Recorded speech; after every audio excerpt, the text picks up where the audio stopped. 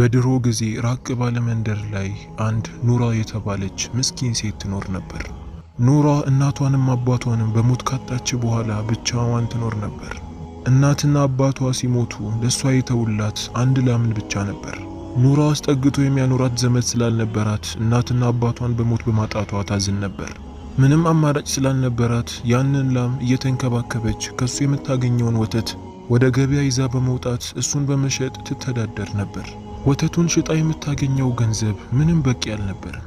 ምክንያቱም በዛ ገንዘብ የላሙን ቀለብ ለራሷም ቀለብን ገዝታ እንዲሁም ላሙ የሚግጥበትን ቦታ ተከራይታ ስለነበር ለአከራዩም ትከፍል ነበር። የአከራዩዋ ስም ማሂር ሲሆን ማሂር ኑራ የተቸገረችና ብቸኛ መሆኗን ያውቃል።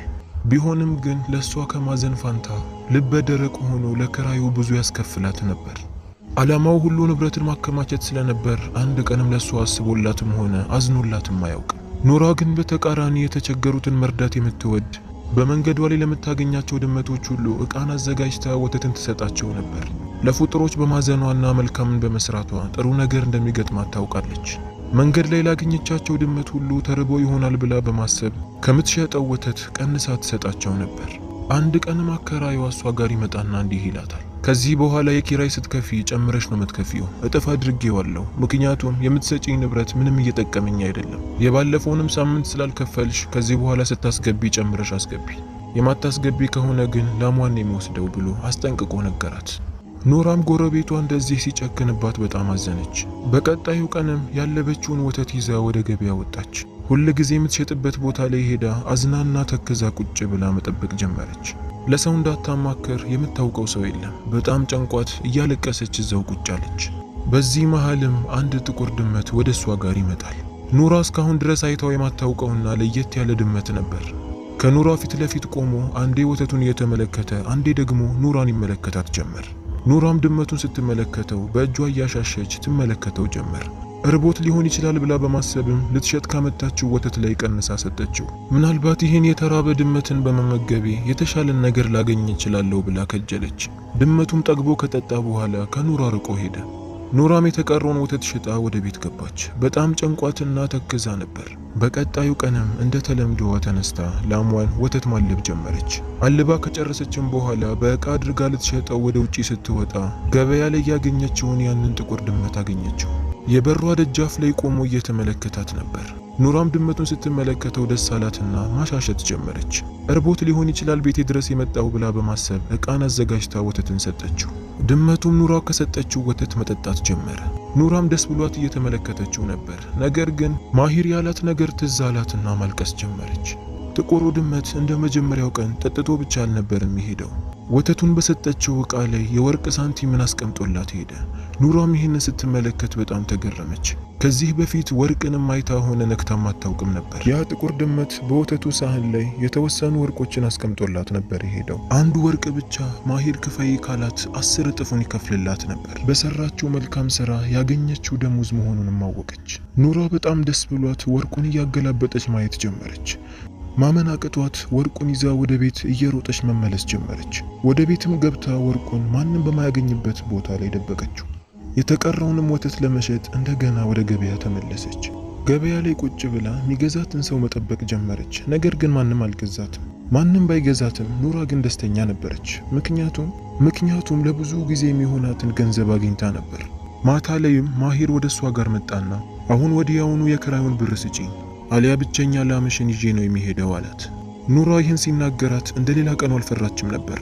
ቁፍጠን ብላ ከፊቱ ቆመችና እንዲህ አለችው፣ ይህንን አንድ ወርቅ ይዘህ ሂድ፣ ድጋሚ ወደ እኔ ጋር እየመጣ እየጨቀጨክ አታሰልቸኝ አለችው። ማሂር ወርቁን ሲመለከት ማመን አቃተው። ሰርቀሽ ነው እንዲያመጣሽው አላት። ኑራም ሰርቄ አይደለም ያመጣሁት፣ በሰራሁት ስራ ያገኘሁት ደሞዝ ነው አለችው። ማሂርም የወርቁ ነገር ማመን ቢያቅተውም ተቀብሎ ወደ ቤቱ ተመለሰ። ከዛን ቀን በኋላ ያ ጥቁር ድመት ሁል ጊዜ ጠዋት ወደ ኑራ ቤት ይመጣል። ኑራም ወተትን ትሰጠዋለች። ወተትን ከጠጣ በኋላ በዛ ሳህን ላይ የተወሰኑ ወርቅ ሳንቲሞችን አስቀምጦላት ይሄዳል። ኑራም በጣም ደስተኛ እየሆነች መጣች። ድመቱ አስቀምጦላት በሚሄደው ወርቅ የምትኖርበትን ትንሽዬ ጎጆ አደሰችበት። ወደ ገበያም ወጥታ የምትፈልገውን ልብስ ገዛች። ለላሟም በቂ የሆነ ምግብን እየገዛችለት መምጣት ጀመረች። የሚገርመው ነገር እንደዚህ የተትረፈረፈ ንብረትን አግኝታ ምስኪኖችን መርዳትን አላቆመችም ነበር። እንደሷ በችግር ከሚኖሩ ሰዎች ስትገዛ እጥፍን ነበር የምትከፍላቸው። በዚህም የመጣ ሰዎች ኑራን እየወደዷት መጡ። ቸሯ ኑራ እያሉ የሚጠሯት ጀመር። ነገር ግን ሁሉም ሰው ለሷ ደግ አልሆነላትም ነበር። የገዛ ጎረቤቷ ማሂር ከቀን ወደ ቀን እሷን መከታተል፣ የምትገባበትንና የምትሄድበትን ቦታ ማጣራት ጀመረ። ይህንን ሁሉ ንብረት ከየት አምጥታ ነው እንደዚህ ሰዎችን የምትረዳው፣ የፈለገችውን ነገር የምትገዛው እያለ ማሰብም ጀመረ። አንድ ቀን ሌሊት ላይም ከቤቱ ጓሮ ሆኖ ወደ እሷ ቤት መመልከት ጀመረ። የምታደርገው ነገር ካለ ብሎ አፍጥጦ መጠበቅ ጀመረ። ልክ ፀሐይ እንደወጣች ኑራ እንደተለመደው ወተትን ይዛ ወደ ጥቁሩ ድመት ጋር ሄደች። ማሂርም የተመለከተውን ነገር ማመን አቃተው።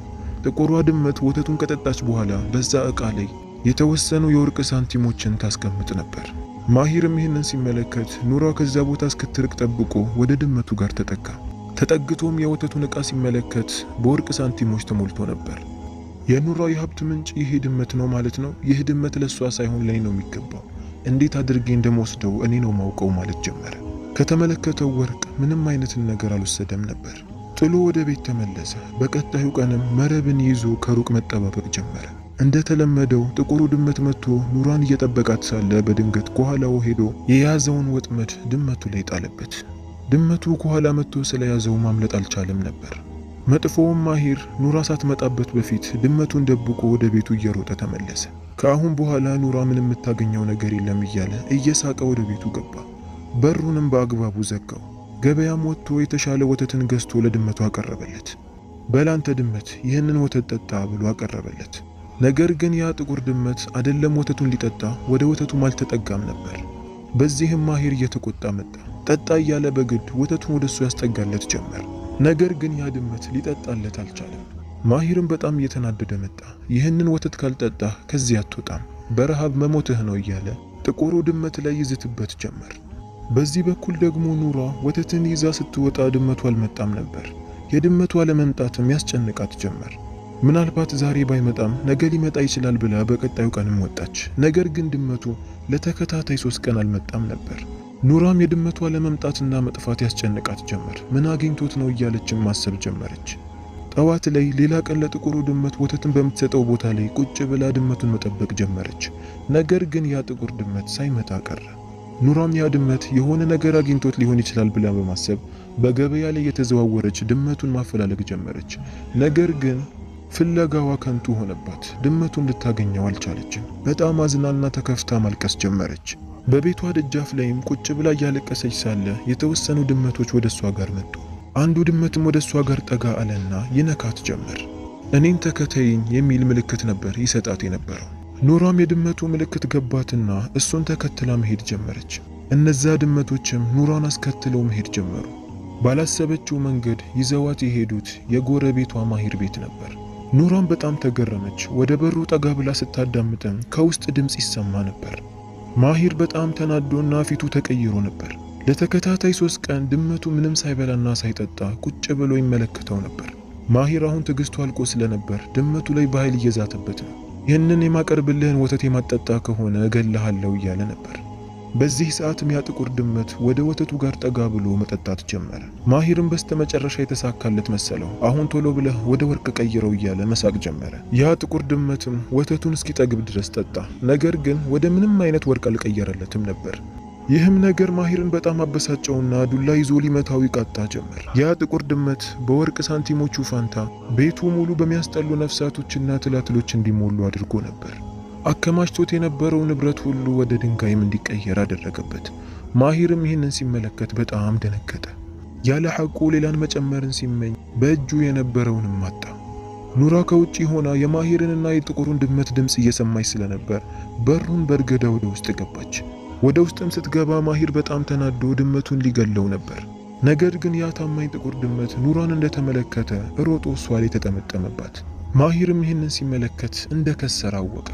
ያለ አግባብ ለንብረት መቸኮሉና መስገብገቡ የሁሉ ችግር ላይ እንደከተተውም አወቀ።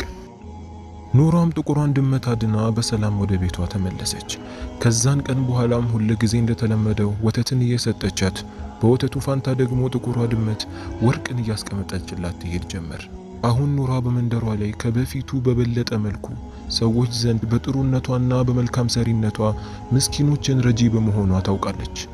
በሷ ላይ ምቀኛ የሆነውንም ጎረቤቷንም አስወግዳለች። የዛሬው የማታ ታሪካችን ይህንን ይመስላል።